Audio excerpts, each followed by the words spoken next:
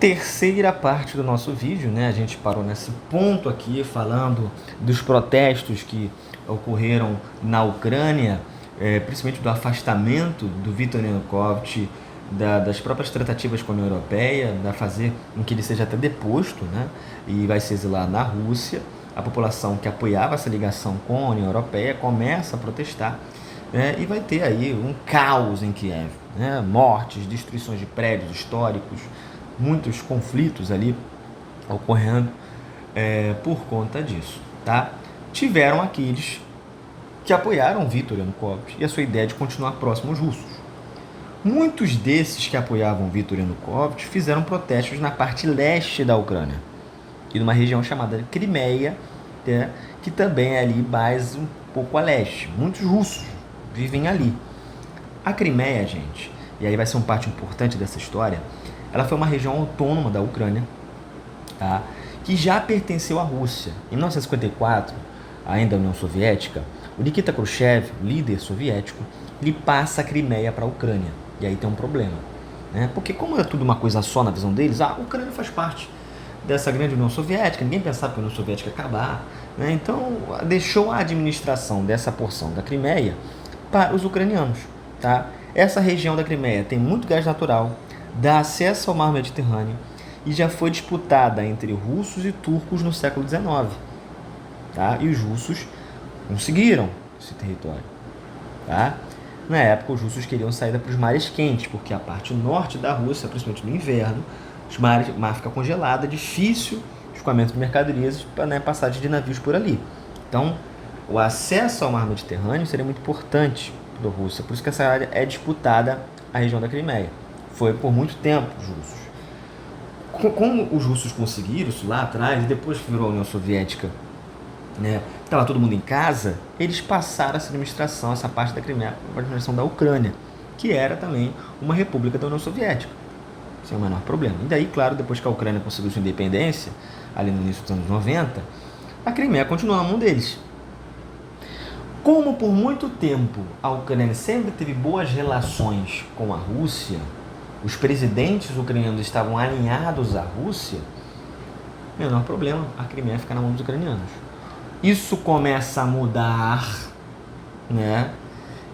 Não só com o Viktor Yanukovych, apesar que o Viktor Yanukovych vai arregar aqui, a gente viu que ele arrega. Ele vai continuar alinhado à Rússia. Mas com Pedro Poroshenko, com Zelensky, aí já começa a ficar mais uma Ucrânia pró-ocidente. E aí que a Rússia vai querer, opa, esse território, a Crimeia é nossa. Porque eu tô vendo agora que está tendo uma sequência de presidentes, eles são dois na verdade, né, que estão mais alinhados ao Ocidente. E aí pode ser que eu não tenha mais essa facilidade de passar pela Crimeia, né?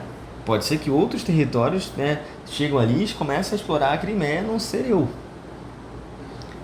Isso começa a deixar Putin um pouco nervoso, tá? Isso aqui é importante, outro ponto importante dessa história aí, ó. Crimeia anexada pela Rússia em 2014, tá? Você tem aí o território da Ucrânia, vocês estão vendo, a Crimeia ali, ó, no Mar Negro, ok? Luhansk e Donetsk, duas regiões que vão buscar separação. Tem muitos russos que vivem nessa porção a leste da Ucrânia, tá? Muitos ali nessa porção, não só na Crimeia, Luhansk, Donetsk, outras cidades ali, vão apoiar Viktor Yanukovych, ok? Por mais que a gente viu que em Kiev, você vê a população lá, a pé da vida, né, querendo que a Ucrânia continuasse fazendo as tratativas, quem sabe entrar na União Europeia, você vê uma parte da população, principalmente de russos que viviam na Ucrânia, e até ucranianos, que apoiaram o presidente, continuar alinhado aos russos, seria muito interessante e tudo mais. Principalmente quem vive mais na parte a leste da Ucrânia, né? Próxima ali à Rússia, tá? Março de 2014, a população da região da Crimeia vota para se anexar à Rússia. Olha a importância disso aqui, ok? E a gente pode deduzir um monte de coisa. Será que teve uma influência da Rússia ali para a população dizer, olha, vocês estão se ocidentalizando, aqui tem mais russos, a gente precisa estar alinhado aos russos. Então vai ter uma espécie de voto popular que a população ali da Crimeia, onde tem muitos russos, vota para se anexar a Rússia. Tá? É claro que a ONU, os Estados Unidos, a União Europeia ficaram sem entender. E não aceitam isso e vão impor algumas sanções aos russos. Tá? Mesmo assim, a Rússia vai anexar a Crimeia, beleza? Porque a população votou e decidiu se anexar a Rússia. E em 2018, Putin vai fazer uma ponte ligando a Rússia, essa região à Rússia, mas ela vai ser bombardeada pelos ucranianos. Isso é importante dizer. Tá? A gente vai um pouco. Agora a gente volta para 2014. O Pedro Poroshenko ele é eleito. Entre as promessas dele, aí tu vê um presidente mais alinhado ao mundo ocidental, à União Europeia, à OTAN. Pedro Poroshenko. Ele diz que precisava de uma descomunização da Ucrânia. Ele tinha um viés mais liberal, Pedro Poroshenko. Então as promessas dele era assinar um tratado de livre comércio com a União Europeia.